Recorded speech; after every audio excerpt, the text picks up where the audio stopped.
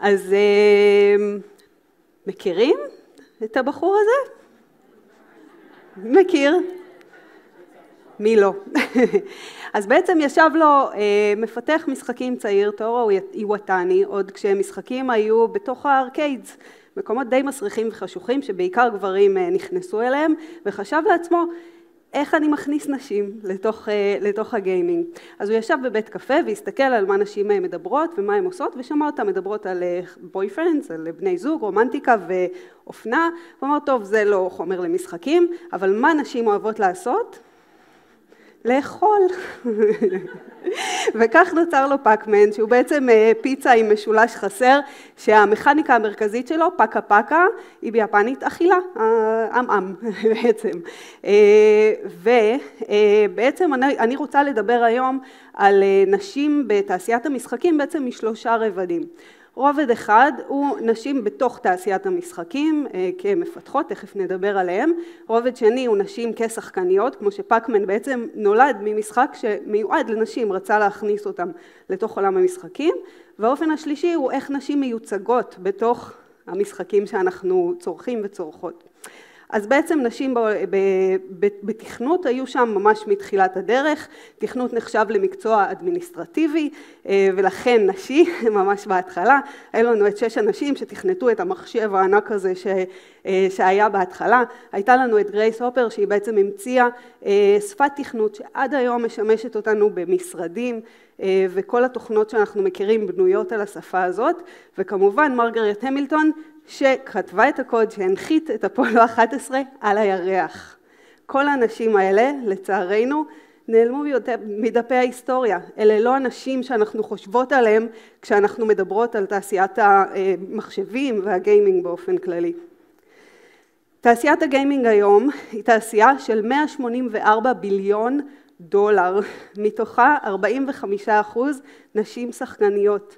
התעשייה הזו היום גדולה יותר מתעשיית הקולנוע והמוזיקה ביחד, ולכן כמובן שאנחנו מבינות שכולנו צרכניות של התעשייה הזאת, גם אם אנחנו לא מגדירות את עצמנו כגיימריות, ונדבר בהמשך על הניחוס של ההגדרה הזאת, וכמה חשוב שיהיה לנו קול בתוך התעשייה הזו ושנשים ייוצגו בה טוב. אז בעצם אנחנו חוזרים וחוזרות לפאקמן שנועד בשביל נשים, והיה האבא המייסד של ז'אנר משחקים שנקרא casual games. מי משחקת? נכון, casual games בעצם הוא ז'אנר משחקים שנוצר בשביל נשים, בשביל סאקר מאמס שיושבות ומחכות בחוג לילדים שלהם ושיהיה להם מה לעשות בינתיים. אז אחד המשחקים הראשונים הוא פאקמן, והראשון בתוך הז'אנר הזה הוא ביג'ולד, כי חוץ מזה שנשים אוהבות לאכול, מה הן עוד אוהבות? יהלומים, כמובן.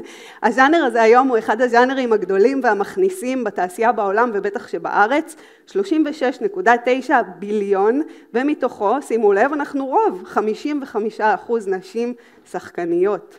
הז'אנר הזה מהווה 37% מכלל התעשייה. אבל בתוך התעשייה הגדולה, שאר האחוזים, אנחנו רואים איך נשים מיוצגות בתוך משחקים. ואנחנו רואים שכשאנחנו מחפשות משחקים לנשים, זה מה שאנחנו מוצאות. נשים מוחפצות, כי כמובן קהל הגיימרים הוא גברי, וזה מה שגברים רוצים לראות במשחקים. בעצם כל הסטריאוטיפים והקונבנציות שנתפסו לאורך השנים על ידי נשים, אנחנו מנסות לערער עליהם עם השנים, וכן יש שיפור, תודה לאל. אז יש לנו את אניטה סרקזיאן שהוציאה במימון המונים סדרת יוטיוב מצליחה מאוד, שבעצם סקרה את כל הסטריאוטיפים האלה. סטריאוטיפ אחד שהוא ככה, אחד הגדולים שהיא סקרה זה סטריאוטיפ על מה במצוקה. יש לנו פה את פיץ', פיץ' היא הנסיכה מסופר מריו, וב-15 משחקים מתוך הסדרה היא בכלל לא זזה. היא דמות במשחק שבכלל לא זזה. אגב, הפעם, זה לא בהרצאה, אבל אני אגיד בכל זאת שהפעם הראשונה שהיא כן זזה, זה כשלקחו איזשהו משחק יפני, והיו שם 4 שחקנים, אז עשו לו איזה ריבוט, אז היו צריכים איזשהו שחקן שיזוז, אז היא זזה, שם היא זזה. ורק בגלל שהיו צריכים שם עוד איזושהי דמות. היום זה כבר לא ככה, היום יש לה עולמות משלה ומשחקים משלה והיא דמות זזה ופעילה, אבל הטרופ הזה, הסטריאוטיפ הזה של על מה במצוקה, הוא סטריאוטיפ שאנחנו רואים שוב ושוב, רואות שוב ושוב, גם במשחקים וגם כמובן בעולם הקולנוע והטלוויזיה שאנחנו מכירות היטב. עוד סטריאוטיפ שמיס פאקמן פה מדגימה מאוד יפה, זה איך שכשאנחנו הופכים דמות לנשית, אז היא הופכת להיות סקסית. נכון? היא חייבת להיות, היא מין פינאפ כזאת, שמה הקשר בין זה לבין מה שהיא עושה תכלס במשחק. עוד מושג מאוד מוכר בתעשיית המשחקים הוא המייל גייז. בעצם אם משחקים נוצרו על ידי גברים, עבור גברים, אז אנחנו יוצרים דמויות נשיות כמו שגברים רואים אותם. בעצם הדמות הנשית היא לא דמות שלמה ועגולה, היא פנטזיה גברית. ואנחנו רואים פה את השריון של הגבר, שכנראה יגן עליו מפני כמה פיצוצים, והשריון של האישה, שאולי אפשר להשתזף איתו, אבל לא הרבה מעבר לזה. ואנחנו רואים פה באופן חוזר ייצוג של נשים בצורה שהיא לא מציאותית. יש לנו את לארה קרופט, מכירות? כמובן, כי לארה קרופט עשתה גם את המעבר הזה באמת מתעשיית הגיימינג לתעשיית הקולנוע, והיא דמות פופולרית מוכרת כמו פקמן. אז לארה קרופט התחילה בשנת 96 כדמות נשית, שאומנם הייתה מראש גיבורה, חזקה, עצמאית, לוחמת, אבל אנחנו רואים את הפרופורציות שלה.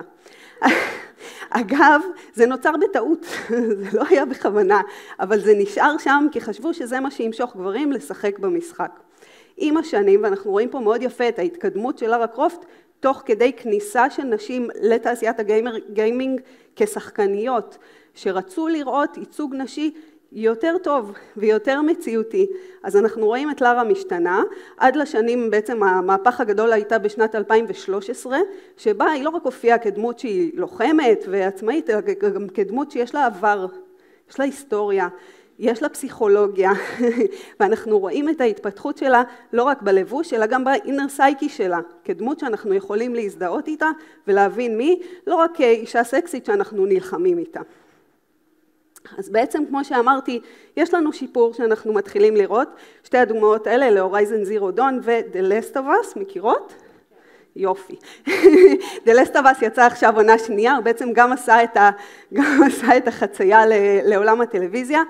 שני המשחקים האלה מאוד הצליחו בשנים האחרונות, והכותרות פה מראות שאנחנו מחכים ומחכות למשחקים פמיניסטיים, שמראים דמויות נשיות, עגולות, מורכבות.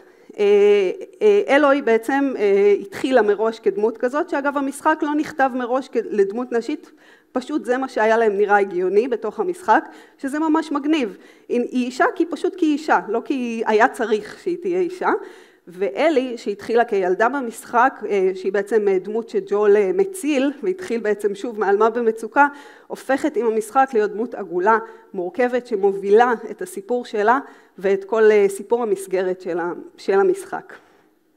בתוך העולם הזה של המשחקים, שאמרנו שיש לנו 45% שחקניות, בתוך צוותי הפיתוח יש לנו 24%, בתוך כל תעשיית המשחקים יש לנו 24%.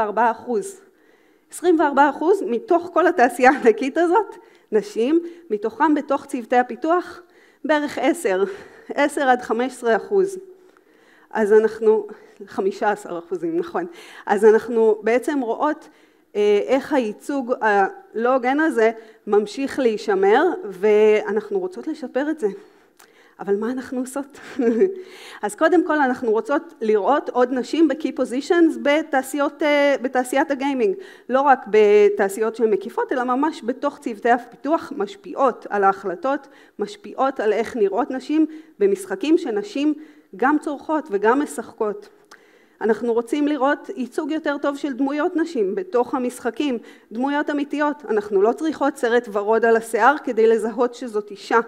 יש עוד דרכים לייצג נשים בתוך התעשייה הזאת. כמובן שאנחנו רוצות לעשות ריקליימינג למקום שלנו בתוך התכנות, עולם התכנות. כמו שראינו, זה לא חסם ביולוגי. נשים היו שם מההתחלה, אנחנו יכולות לתכנת, אנחנו יודעות לתכנת, ורצוי וראוי שיהיו יותר נשים מתכנתות. זה מתחיל בגיל צעיר עם כל מיני עמותות שבאמת מכניסות נשים ובנות לתוך התעשיות האלה מגיל מוקדם. כמובן שכל העניין בסוף אנחנו מדברים גם על כסף, כן? כל פעם שנפתח אפיק חדש שדיבר לנשים ודיבר לאוכלוסייה חדשה, אנחנו רואים שהוא מאוד הצליח ומשך אליו קהלים חדשים. אז בעצם כשאנחנו חוגגים את ה-diversity, את הגיוון בתעשייה, כולם מנצחים. זהו, זה הכל להיום. תודה רבה.